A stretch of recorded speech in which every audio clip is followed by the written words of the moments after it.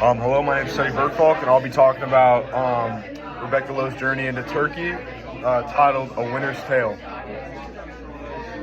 So now going into it, my first visual, one of the first visuals that Rebecca Lowe uses in her website is or in her article, she uses an image of kind of a desolate and creepy town. And what that does for the reader is it immerses us to show us kind of the environment that she's in. Although through later images we'll see that not only is it an urban environment but also a more rural and farm environment.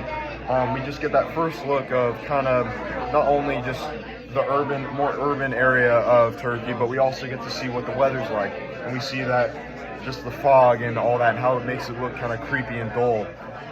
And so this kind of shows us a part of what Rebecca is first experiencing when she embarks on her journey. For my second visual, although basic, we get a visual of a highway with multiple trucks, and then street lights, and then trees, and kind of barricades on the side.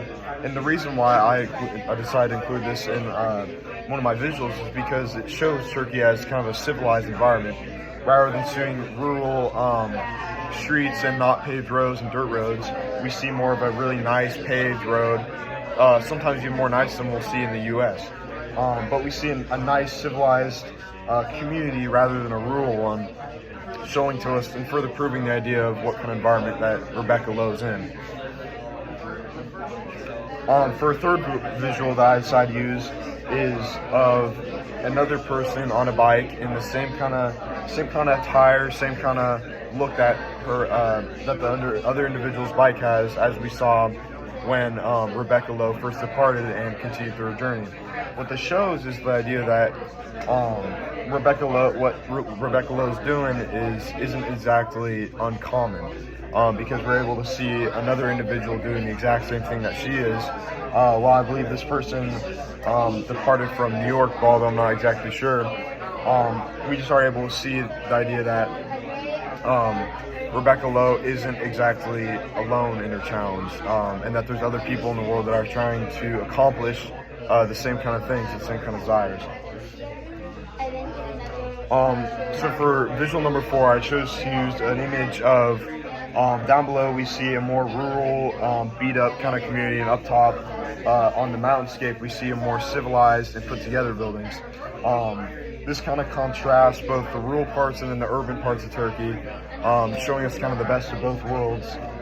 And it just kind of comes to show us that although it's a third world country, that they kind of still have similar societal basics of both a rural and then urban and civilized community.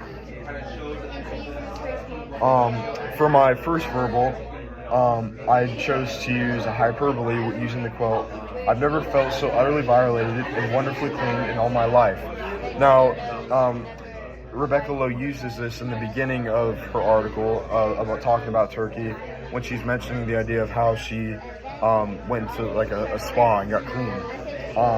She exaggerates this.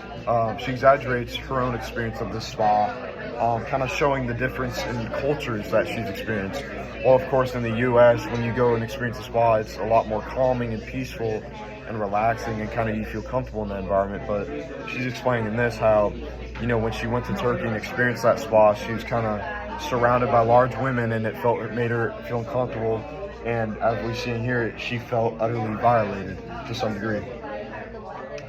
For my verbal number 2, I decided to use imagery in the quote, "My breath puffs thick and foggy in the glacial morning air." She used this imagery to express to her audience that the area that she's in is extremely cold, and this kind of shows us the difficult and tough weather conditions that she's having to experience. And we see that the idea that it's cold through the idea that when she breathes into the air, her breath is thick and that it's foggy. Oftentimes, what you'll see outside is, if it's a cold winter morning, you go outside and you blow your breath. It's oftentimes a cold, white fog. This just goes to show how physically cold the weather conditions are around her, when we see the idea that her breath puffs, or when we see the idea that her breath is thick. For rule number 3 is a metaphor and also a little bit of an imagery. When she says, "My fingers are numb and swollen like frozen chipolatas." Now, chipolatas are a European version of a sausage, but she kind of explains how the weather is so harsh that it's making her fingers frozen, such as sausages, swollen and numb like sausages. And we saw this in the previous verbal device that I used, but she's further showing the audience how physically challenging it is and how tasking that the weather is on her body. For my fourth and last verbal, I decided to use imagery in the quote, "A comfortable journey through craggy, russet red terrain." Now, when you think of craggy, russet red terrain, you don't think exactly very comfortable. You think kind of challenging and hard, especially when she's been shown on highways, which are probably more comfortable to ride on than red, russet, and difficult terrain. But she describes it as comfortable because maybe compared to all the other things that she's experienced and that she's gone through, for example, such as in Bulgaria, where she's experienced all the things she's experienced there, she's kind of comparing that to this, and in comparison, she's explaining how it's a lot more comfortable, kind of showing the audience not only the terrain that she is going through, but also the terrain that she has gone through, and in comparison, that the terrain she is currently going through, in comparison, the terrain that she is currently going through is a lot more comfortable than what she's experienced. For tone, I decided to use honest, and I think that it's a great word to not only describe how she described her current journey in Turkey, but also her journey all throughout thus far. She's been incredibly honest with her audience, and the quote I decided to use was, "I'd probably also prefer if the women weren't quite so disconcertingly enormous. If I'm honest, this is a little sizes of me, I know, but they truly are enormous. Not tubby, not even fat, but unshamedly lumpily leviathan. Raw fleshy orgy of contour and crevice." Now, this is kind of a more harsh thing to call a bunch of women, but she's being honest in what she's experiencing, what she's feeling.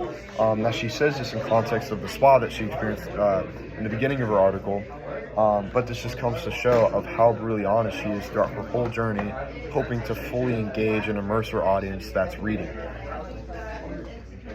So for the author's purpose, I say that Lowe exemplifies the idea of accepting different cultures and religions for what they are. And the reason why I decided to use this was because in the middle of her article about Turkey, she met an individual, I believe, named A. And A kind of expresses to her about just how his religion views women and whatnot, and it just kind of comes to show that rather her being freaked out and weirded out, she kind of comes to accept it. That it's a different community, that's a different religion, and then that's okay. That America, we have our own religions, we have our own communities and ideals, and so does Turkey. And so this kind of comes to show that of the author's purpose in this kind of direct area, that it's all about kind of accepting different cultures and religions for what they are rather than, judging them. Now, for my both visual and verbal techniques that kind of characterize the culture and history and setting of Turkey. First, for verbal, I decided to reference the idea of imagery, such as she used words such as craggy, foggy, and russet red to describe the terrain. Now, using this in this text kind of immerses the audience in showing us that that the terrain she's in is, not exactly ideal, while they're better than places that she's experienced, such as Bulgaria. They're not exactly ideal or perfect, which kind of helps to immerse the audience in what she's experiencing herself. Another thing she uses are images to kind of immerse the audience when she shows images of the rural countryside and compares them to the city, and shows just the various developed and undeveloped parts of Turkey, rather than just the perfect size as we've seen images when we look up Turkey. She kind of chooses to see the more rundown urban areas and also the more rundown rural areas, and she also contains an image of both of them in the same exact setting. and just all those, both the verbal and visual techniques that she uses. She helps the audience kind of fully submersed in what she's trying to give off or implicate with her purpose. Thank you.